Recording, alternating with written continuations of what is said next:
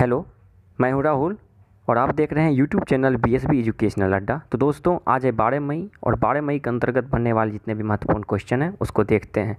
तो please like क्या करें, सब्सक्राइब क्या करें और शेयर क्या करें दोस्तों के बीच। वीडियो को स्किप तो मत ही कीजिएगा, क्योंकि सारी के सारे इंपॉर्टेंट क्वेश्चन होते हैं जो कि RRB, SSC, other state exam के लिए महत्वपूर्ण होते हैं। तो चलिए आज का क्वेश्चन देखते हैं। तो आज का क्वेश्चन है कि हाल ही में किस राज्य सरकार द्वारा अपने राज्य में पान मसाले पर 1 साल के लिए बैन लगा दिया है। तो ऐसा करने वाला झारखंड हाल ही में ऐसा राज्य बना है जिसने अपने राज्य में 11 ऐसे ब्रांडों पर 1 साल के लिए प्रतिबंध लगा दिया है। चलिए झारखंड की बात करते हैं। तो झारखंड के मुख्यमंत्री कौन है? हेमंत सोरेन। कौन है? हेमंत सोरेन है। राज्यपाल द्रौपदी मुर्मू है। यहाँ की राजधानी रांची है और इसका जो गठन हुआ था वो 15 नवंबर 2000 को हुआ था। झारखंड में कितने लोग राज्यसभा की सीटें हैं? तो राज्यसभा की सीटें हैं 6 और लोकसभा की सीटें हैं 14। चलिए अदर ऑप्शन की बात करते हैं। तो असम के मुख्यमंत्री कौन है? सर्बानंद सोनोवाल और जगदीश मुखी यहाँ के राज्यपाल हैं। असम में 7 राज्यसभा की सीटें हैं, 14 लोकसभा की सीटें हैं। पंजाब में 7 राज्यसभा की सीटें हैं, 13 लोकसभा की सीटें हैं। पंजाब के मुख्यमंत्री कैप्टन अमरिंदर सिंह हैं और बीपी सिंह बदनौर यहाँ के राज्यपाल हैं। उत्तर प्रदेश, यहाँ पे सबसे ज़्यादा, भारत में सबसे ज़्यादा अगर पूछा जाए कि लोकसभा की सीटें कहाँ हैं या राज्यसभा की सीटें कहाँ हैं, तो दोनों सीटें यहाँ पे सबसे ज़्यादा है। सभी स्टेट में 31 राज्यसभा की सीट है और 80 लोकसभा की सीटें हैं। दूसरी स्थान पे महाराष्ट्र ही आते हैं, वो वहाँ पे 19 राज्यसभा की सीटें हैं और 48 लोकसभा की सीटें हैं। चलिए नेक्स्ट क्वेश्चन देखते हैं। हाल ही में कोविड-19 टेस्टिंग किट की डिलीवरी हेतु भारतीय डाक के साथ किस संस्था ने हाथ मिलाया है? तो हाल ही में ICMR, इसका मतलब होता है Indian council of medical research, और इसकी स्थापना हुई थी 1911 में और इसका मुख्यालय कहाँ है? न्यू दिल्ली में। ICMR की मुख्यालय कहाँ है? न्यू दिल्ली में। और इसके वर्तमान अध्यक्ष जो हैं वो है बलराम भार्गव। और इसने हाल ही में डाक के साथ हाथ मिलाया है। किस लिए? कोविड-19 टेस्टिंग किट के डिलीवरी हेतु हाथ मिलाया है। तो ICMR किसके साथ मिलाया? डाक के साथ, भारतीय डाक के साथ। इसकी स्थापना हुई थी 1 अप्रैल 1854 को। देखिए कैसे याद रखिएगा, रिलेट कीजिए, कोई चीज़ को रिलेट करके याद रखा कीजिए। भारतीय रेल जो है, भारतीय रेल ये कब चला था भारत में? तो ये जो चला था ये 16 अप्रैल 1853 को लॉर्ड डलहौजी ने चलाया था। इसको 16 अप्रैल 1853 को चलाया था। तो ठीक ये देखिए 16 अप्रैल 1853 को चला था। जस्ट 1 साल बाद 1 अप्रैल 1854 में भारतीय डाक का शुभारंभ हुआ। वो भी किसने किया था डाक का शुभारंभ? डलहौजी ने ही किया था। तो और इसका मुख्यालय कहाँ है? तो न्यू दिल्ली में ही है और स्थापना 1 अप्रैल 1854 में हुआ था। ICRC क्या है? तो हाल ही में 8 मई को विश्व रेड क्रॉस दिवस मनाया गया है। तो वही ICRC जो होता है international council of red cross, international council of red cross, इसकी स्थापना 1863 में की गई थी। और वर्तमान में ICRC के जो अध्यक्ष हैं वो पीटर मौरर हैं। WHO के बारे में जानते हैं, वर्ल्ड हेल्थ ऑर्गेनाइजेशन, इसके अध्यक्ष टेड्रोस अदनोम है और WHO की स्थापना 7 अप्रैल 1948 में हुई थी और इसका मुख्यालय जेनेवा में। ADB, इसका मुख्यालय फिलीपींस के मनीला में और इसकी स्थापना 19 दिसंबर 1966 में हुई थी और इसके अध्यक्ष कौन है? मात्सुगु असाकावा। चलिए नेक्स्ट क्वेश्चन देखते हैं।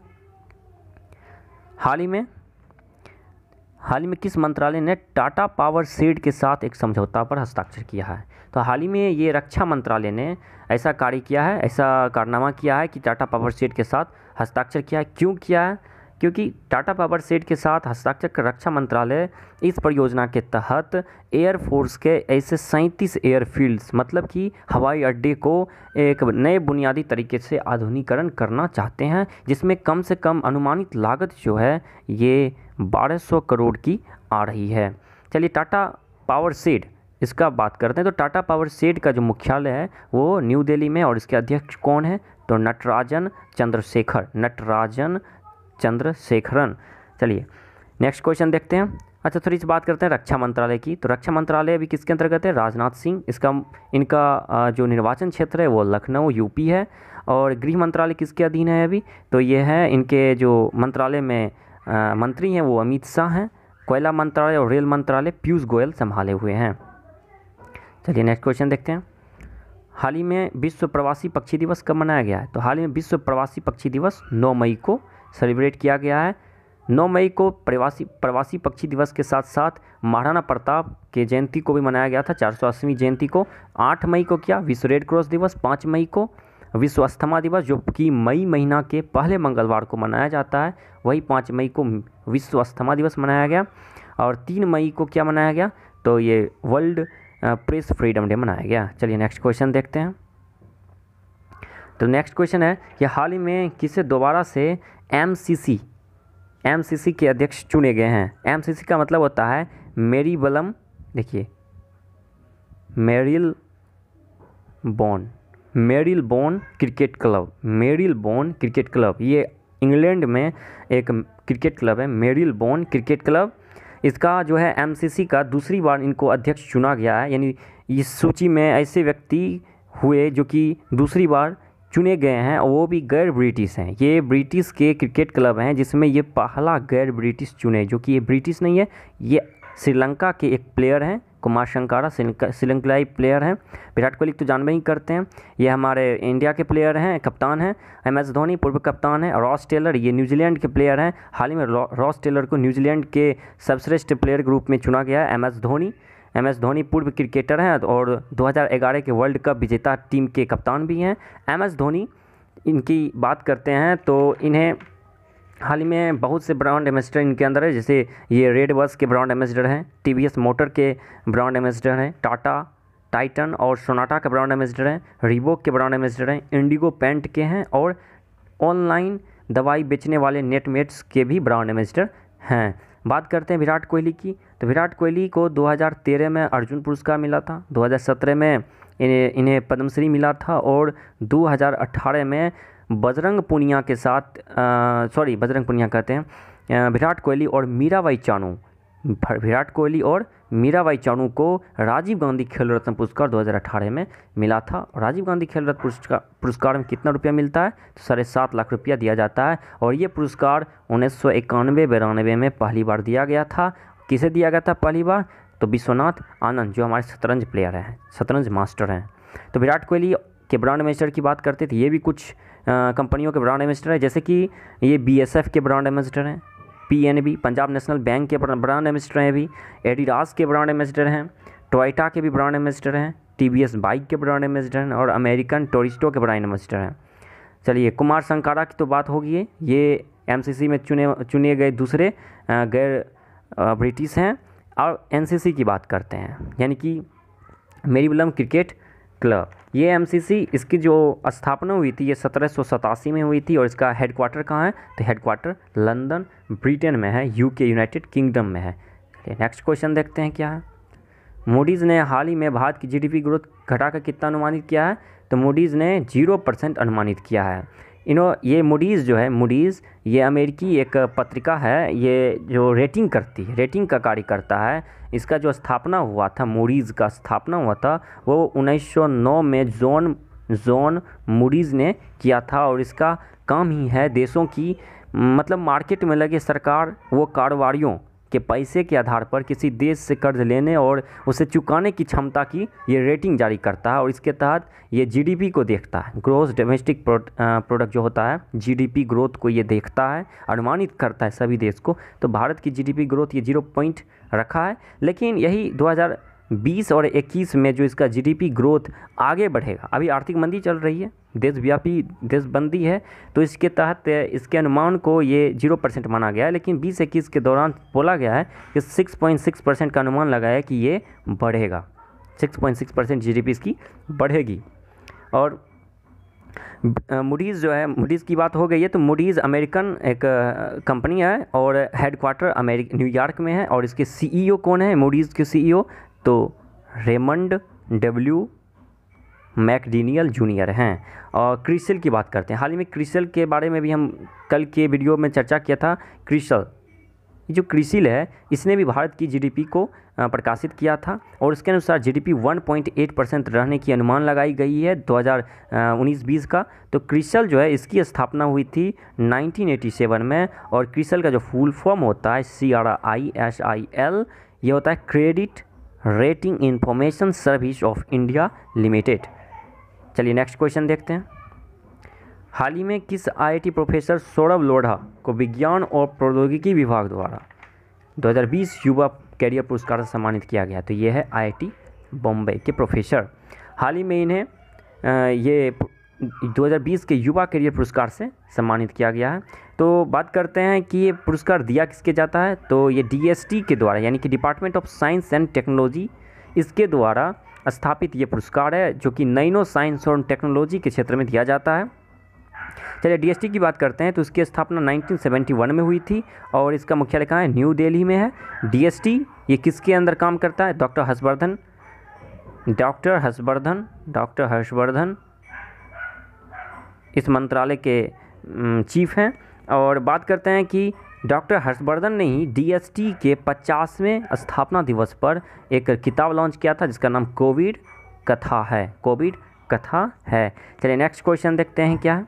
अच्छा, और आईटी की बात कर लें तो आईटी रुड़की जो है, आईटी रुड़की ये भारत की सबसे पुरानी इंजीनियरिंग कॉलेज है जिसकी स्थापना 1847 में लॉर्ड डलहौजी ही किया था। अच्छा, आईटी मद्रास जो है, ये आईआईटी मद्रास हाल ही में 2 कारनामा किया है। भारत का पहला स्वदेशी माइक्रो प्रोसेसर बनाने वाला ये संस्था आईआईटी मद्रास ही है और भारत का पहला स्टैंडिंग व्हील चेयर भी आईआईटी मद्रास ही बनाया है।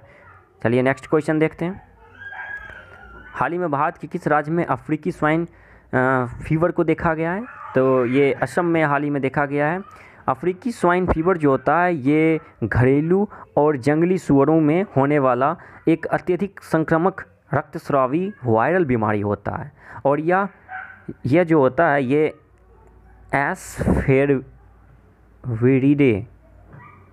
एसफेरविरिडे परिवार के DNA वायरस के कारण होता है।